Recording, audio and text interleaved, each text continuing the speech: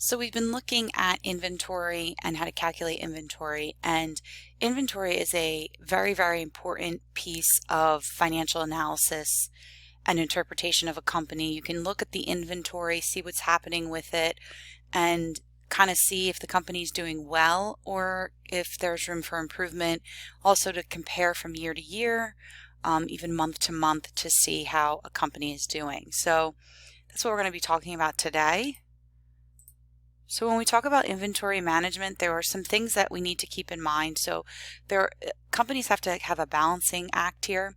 They need to make sure that they have enough inventory on hand to meet their customers' needs, but they also need to make sure they don't have too much.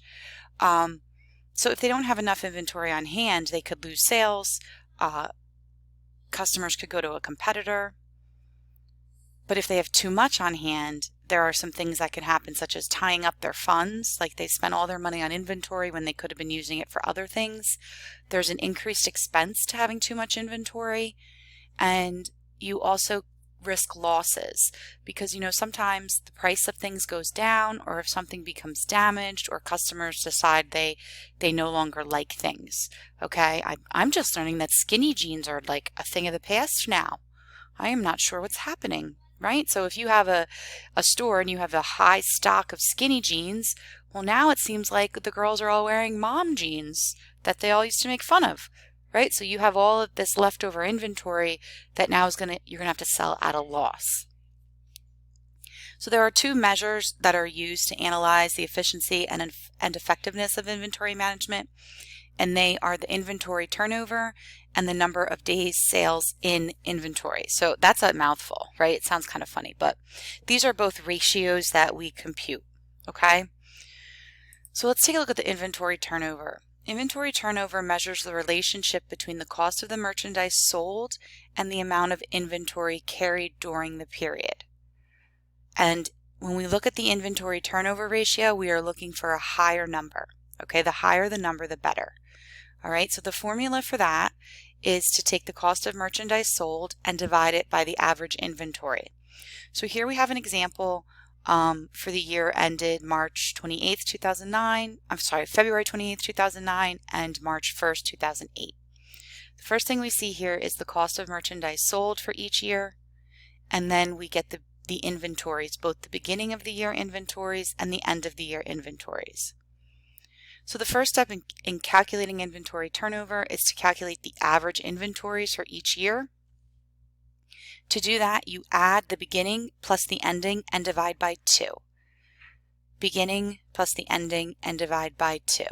So the average inventory for 2009 would be 4,731, while the average inventory for 2008 would be 4,368. So that means at any given time, that's approximately on average how much inventory you have in your hands.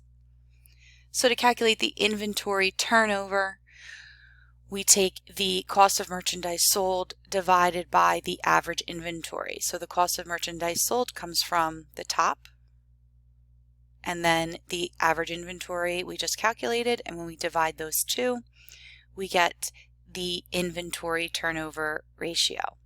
So the higher this number, the better we are doing at managing our inventory. Now, the other thing we look at when we are analyzing the inventory is the number of days sales are in inventory. So this is going to measure the length of time it takes to acquire inventory, sell it, and then replace it. So the entire cycle of inventory. And to do this, we will take the number of days. To do this, we're going to take average inventory and divide it by the average daily cost of merchandise sold. That's what COMS is. Cost of merchandise sold, you should remember that.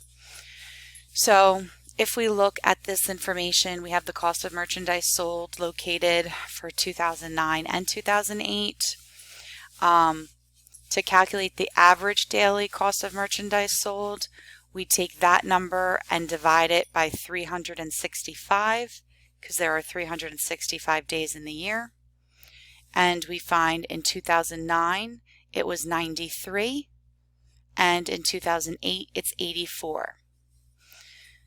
Now we're also going to need the average daily cost of merchandise sold. So if you remember, we calculated that back over here on the inventory turnover ratio, okay? So we have those numbers here.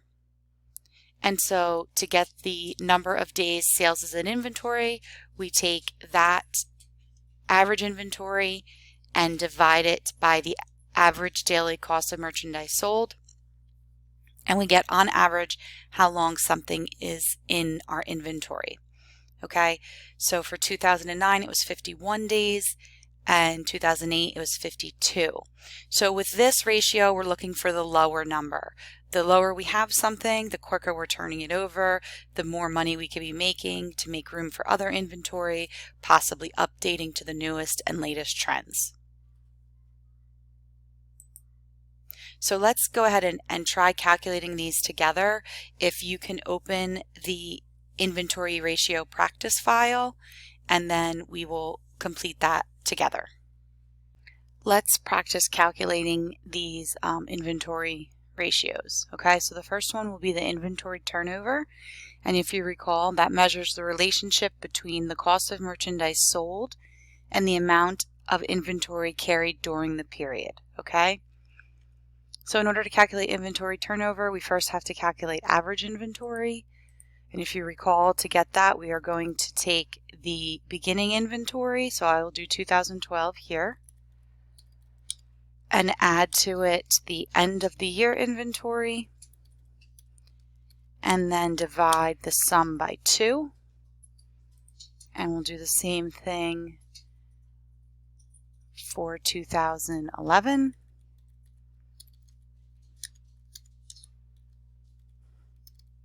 And when you're doing this on your own, I would really like to see these formulas so I know where you're getting your numbers from.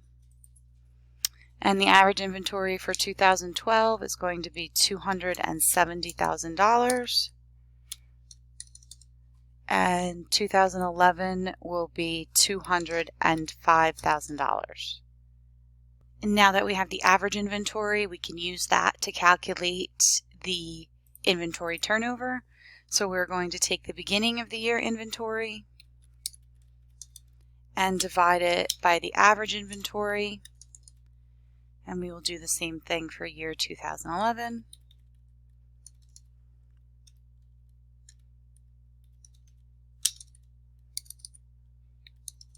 And when we do that, we see that the inventory turnover for 2012 is going to be 3.25. And for 2011 will be 3.00. And we know that the higher the inventory turnover, the better off we're doing. Okay, so that means we're selling more. So here for 2012, we are doing better in 2012 with an inventory turnover of 3.25 as compared to 2011 where we had an inventory turnover of 3. Now we know that there's another ratio we look at to help determine how well we're doing, and that is the number of days sales are in inventory. And if you recall, this measures the length of time it takes to acquire, sell, and replace the inventory. So basically how long from the moment we acquire the inventory till it is out of our hands and we have replaced it with new inventory to sell. Okay, so for this one, we are going to calculate the average daily cost of merchandise sold first, and that is going to be the beginning inventory divided by 365, the 365 days in the year. And for 2011,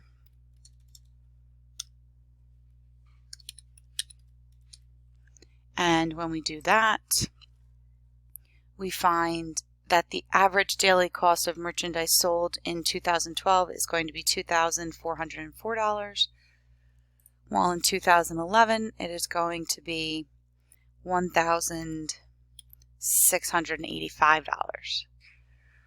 Okay, then we again calculate average inventory, which we already have from up here. So for purposes of simplicity and to save myself some time, because the first time I recorded this for you, this is actually my second go at this, I had myself muted, so that was exciting. All right. All right, so there is our average inventory just pulled down from the top. So to calculate the number of days sales are in inventory, that's a mouthful. We're going to take the average inventory and divide it by the daily cost of merchandise sold.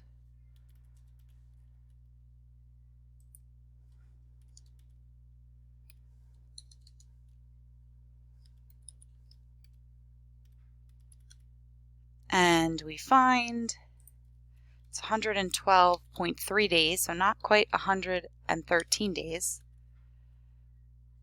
And then 121.7 days. So we know that for this ratio, we're looking for the lower number. So here again, we're doing better in 2012 and 2011. So based on the two ratios we have there, we can say that 2012 is a better year for us inventory-wise than 2011.